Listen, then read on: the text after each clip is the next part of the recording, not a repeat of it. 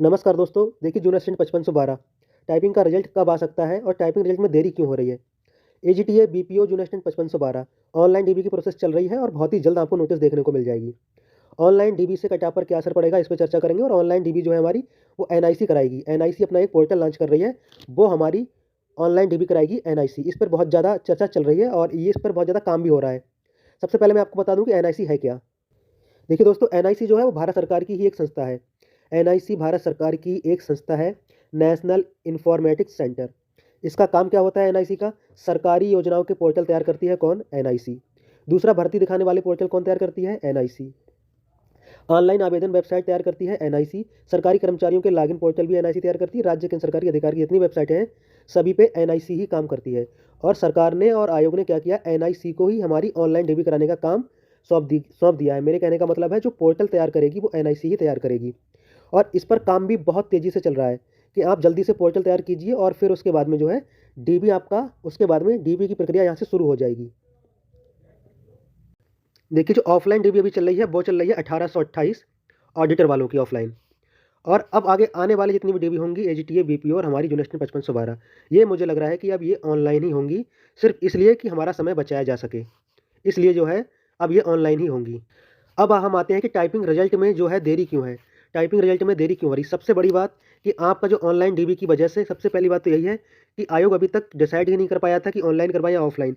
अब एनआईसी को जो ये काम दिया गया है, तो मुझे लग रहा है कि इसी वजह से एक तो लेट लतीफ़ी इसीलिए हो रही है, और यही एक मेन रीज़न रहा होगा। नहीं तो आपकी एजीटीए और बीपीओ की जो है डीबी लग जानी चाहिए थी। मान लीजिए 1828 का जब डीबी इन्होंने लगा दिया, तो उसके बाद में ये लगा सकते थे उसके डेट, बीपीओ और एजीटीए वालों की। तो मुझे लग रहा है कि ऑनलाइन डीबी की वजह से ही हमारी टाइपिंग का जो रिजल्ट है उसमें देरी हो रही है। दूसरी चीज़ ये भी एक फैक्टर है कि जिन लोगों की जो है टाइपिंग खराब हो गई थी ना, तो वो लोग कोर्ट में चले गए। कौन लोग थे? जैसे जो लोग एग्जाम एग्जाम हॉल में बैठे हुए थे, एग्जाम सेंटर पे थे, तो उनकी जो सिस्टम जो है वो ब्लिंक हो गया था, उनकी स्क्रीन ब्लिंक हो गई थी। या फिर किसी का जो मैटर बाद में उन्होंने सबमिट किया, तो सबका पूरा मैटर जो है रेड पड़ गया था। अब पता नहीं उनका मैटर जो रेड पड़ गया, पता नहीं उनका रिजल्ट आएगा या नहीं आएगा। तो और जिनका बीच बीच में जो क्या हुआ कि उनका सिस्टम ही ऑफ हो गया, तो उन्हें बहुत ज़्यादा डिस्टर्बेंस हुआ, उनकी टाइपिंग खराब हो गई। ये लोग पहले क्या हुआ, ये लोग गए पहले आयोग के पास, ठीक है। ये लोग आयोग के पास गए, आयोग ने इनसे साफ मना कर दिया कि हम आपकी जो है टाइपिंग नहीं करवाएंगे दोबारा से। अब फिर क्या हुआ? अब ये लोग कहाँ पहुँच गए? कोर्ट में पहुँच गए। अब कोर्ट ने इनकी याचिका, इनकी जो मतलब जो भी समस्या थी वो सुनी और इनकी याचिका जो है दायर कर ली। अब कोर्ट का नोटिस पहुंचा आयोग के पास, ठीक है। अब मुझे लग रहा है कि ये जब तक कोर्ट सुनवाई नहीं करेगा, इन मतलब ऐसा कुछ होगा कि जब तक कोर्ट सुनवाई नहीं करेगा, मुझे लग रहा है कि इसका भी वेट कर रहे हैं कि आपका पहली हियरिंग में ही कोर्ट ये कह दे कि आप इन बच्चों की जो है टाइपिंग दोबारा से कराइए, जिनकी जेन्युइन प्रॉब्लम की वजह से टाइपिंग खराब हुई है। तो मुझे लग रहा है कि ये भी एक रीज़न हो सकता है कि हमारा जो है टाइपिंग रिजल्ट नहीं आया है। ये दोनों मेजर फैक्टर हैं, ये तो मुझे लग रहा है। या फिर आयोग एक काम और कर सकता है कि इन लोगों की जो है टाइपिंग बाद में कराए, कोर्ट फैसले के बाद में, और हमारी जो है टाइपिंग का रिजल्ट पहले दे दे। ये दोनों काम हो सकते हैं।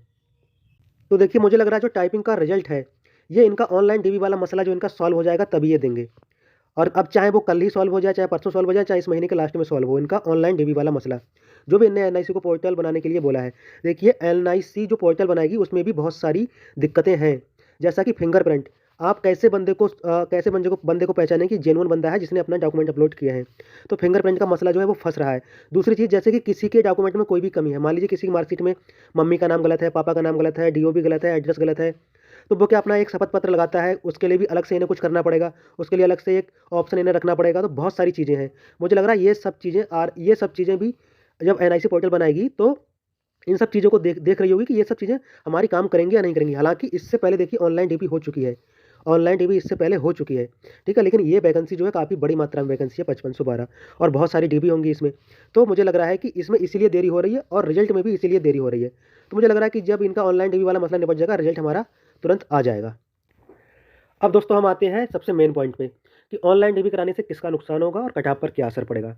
ठीक है, जब से ऑनलाइन डीबी की बात हुई है, सबके दिमाग में यही आ रहा है कि सब लोग अब डीबी करा लेंगे, कोई नहीं मानेगा और कट ऑफ बहुत ज़्यादा हाई चली जाएगी। देखिए, आप सबसे पहले खुद को, अपने आप को यहाँ पर रख कर देखिए। सपोज कीजिए कि आपका ऑडिटर में भी नंबर है, ऑडिटर के भी आपको डीबी लगी हुई है, बीपीओ की लगी हुई है, एजीटी की लगी, 5512 की भी लगी हुई है।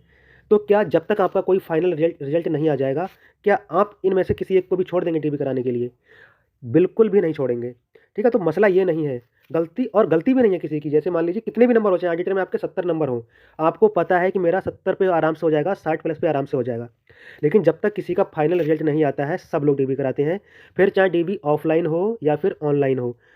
ऑनलाइन ऑफलाइन का कोई दोस्तों मसला ही नहीं है। अब सपोज दैट ये सोचिए कि आप जैसे कि ऑनलाइन आप ये सोच रहे हैं कि ऑनलाइन आप घर बैठे अपने डॉक्यूमेंट अपलोड कर देंगे और सब कुछ हो जाएगा, नहीं। फिंगरप्रिंट करवाने तो आपको कहीं न कहीं जाना ही पड़ेगा, चाहे जहाँ जहाँ आपकी जॉइनिंग होगी वहाँ भी जाएँगे। तो भागा-दौड़ी तो आपकी वहाँ भी होगी, बस डीबी का जो समय है वो बच जाएगा, रिज़ल्ट आपका जल्दी आ जाएगा, बस इतना यहाँ पे हो रहा है। तो मेरे कहने का मतलब अगर ऑफ़लाइन डीबी होती और आप चाहे कहीं के भी होते, चाहे आप बलिया के होते, चाहे सोनभद्र के होते, चाहे आप शामली के होते, चाहे सहारनपुर के होते, यूपी के चारों कोने में से आप कहीं के होते और जब तक आपका किसी एक का फाइनल रिज़ल्ट नहीं आ जाता, आप डीबी कराने जाते। तो मुझे लग रहा है ऑनलाइन ऑफलाइन वाला बहुत ज़्यादा मैटर नहीं है। मैटर करेगा कि हमारी जो हमसे जो मान लीजिए जैसे कि 5512 है, 2000 ग्रेड पे की जॉब है, ठीक है?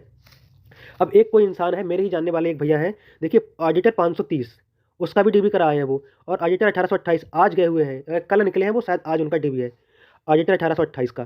देखिए बीपीओ में उनका है, तो इन 3 जगह उनका सिलेक्शन हुआ है। और जबकि मुझे लग रहा है कि उनका ऑडिटर 530 में उनका आराम से हो जाएगा, नंबर बहुत अच्छे हैं उनके। अब क्या हुआ, 1828 का भी डीबी कराने जा रहे हैं, बीपीओ का भी डीबी कराने जाएँगे, क्यों? क्योंकि भाई इन वैकेंसी का तो 530 का ऑडिटर 1828 का अगर रिजल्ट नहीं आएगा, तो ये तो एकदम कॉमन बच्चे दूसरी वैकेंसी में घुसेंगे ना। तो मैटर डीबी ऑनलाइन ऑफलाइन का नहीं है, मैटर है कि हमारा जो भी वैकेंसी पहले डीबी हो रही है उसका फाइनल रिजल्ट आ जाए।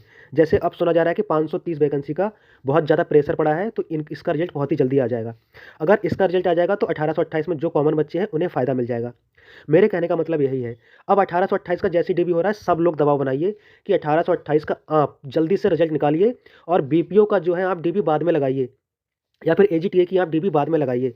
क्योंकि भाई ये हाई ग्रेड पे की है, ऑडिटर 1828 2800 ग्रेड पे की लेवल 5 की जॉब है। तो फिर ये लेवल 5 का जिसका सिलेक्शन हो जाएगा वो बीपीओ में क्यों आएगा, ये बताइए? नहीं आएगा। बहुत ही कम लोग होंगे, जो लोग बोलते हैं ना कि सब लोग जाके बाद में जॉब लगने के बाद में डीबी करा लेते हैं। कुछ लोग होते हैं यार 1-2% जो कराते हैं, बाकी जो समझदार लोग हैं जिन्हें पता है कि मैं हाई ग्रेड पे की जॉब है, उनका अधिकारी पोस्ट पे जा रहा हूँ, तो नीचे वाली पोस्ट पे क्यों आएगा? नहीं आएगा ना। तो मुझे लग रहा है कि फ़ायदा नुकसान ऑनलाइन ऑफलाइन डीबी से नहीं, पहले जो हाई ग्रेड पे वाली जॉब है इनको निकलना बहुत ज़रूरी है, इनका रिजल्ट निकलना बहुत ज़रूरी है भैया।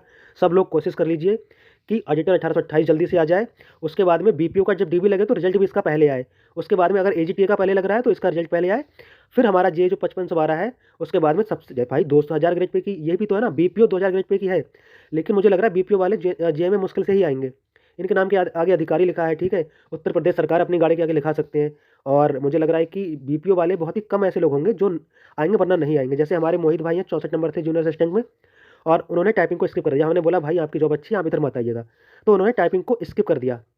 64 नंबर थे, बीपीओ हैं इस समय, ग्राम विकास अधिकारी हमारे मोहित भाई, ठीक है, तो उन्होंने स्किप कर दिया। तो ऐसे भी बहुत सारे लोग हैं समझदार जो छोड़ेंगे, ठीक है, नहीं आएंगे इधर, क्यों आएंगे भाई? ठीक है, मेरे कहने का मतलब है कि भाई सब लोग का प्रयास कीजिए कि जो हाई ग्रेड पे वाली वैकेंसी है ये जल्दी से निकलें, और लो ग्रेड पे वाली वैकेंसी तभी कट ऑफ पर असर पड़ेगा, तभी कट ऑफ और ज़्यादा नीचे आएगी। नहीं तो दोस्तों अब देखिए ये कितनी वैकेंसी हो रही है, 1828 हो गई ऑडिटर, बीपीओ लगभग 1400 है, और एजीटीए लगभग 3400 है, और जूनियर असिस्टेंट 5512। मुझे लग रहा है कि जूनियर असिस्टेंट से अगर मान लीजिए इससे पहले ये तीनों अगर भर्ती क्लियर हो जा रही हैं, अगर ये तीनों वैकेंसी क्लियर हो जा रही हैं दोस्तों, तो बहुत ज़्यादा कट ऑफ देखने को नहीं मिलेगी, सबके बारे न्यारे हो जाएंगे। ये दोस्तों काम थोड़ा-सा कठिन है, लेकिन हमें सबको साथ में आना पड़ेगा। हमारे कुछ प्रयागराज से भाई हैं जो है कोर्ट से बोल रहे हैं कि ये गाइडलाइंस ले लेंगे, कि आयोग को ये गाइडलाइंस मिल जाएगी कि आप जो है हाई ग्रेड पे की जो वैकेंसी आप पहले उन्हें क्लियर कीजिए, पहले उनका रिजल्ट दीजिए, और लो ग्रेड पे की वैकेंसी है उसे आप बाद में डीबी लगाइए, क्योंकि बहुत सारे लोग बच्चे जो हैं वो कॉमन है और वैकेंसी खाली चली जा रही है।